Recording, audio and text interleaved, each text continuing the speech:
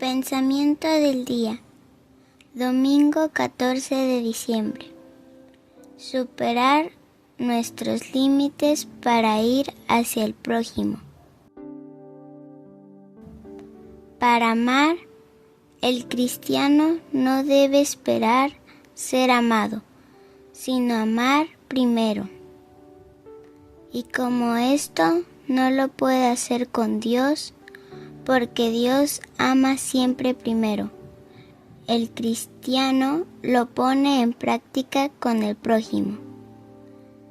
San Juan nos dice: queridos míos, si Dios nos amó tanto, también nosotros debemos amarnos los unos a los otros. Primero Juan, capítulo 4, versículo 10. En efecto, solo por la caridad podemos ir más allá de los límites naturales y amar a los enemigos y dar la vida por los hermanos.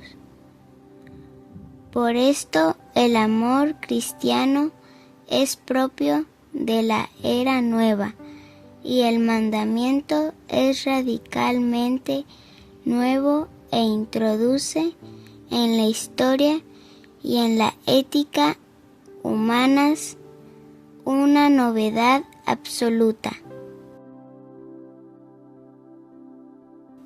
Chiara Lubich.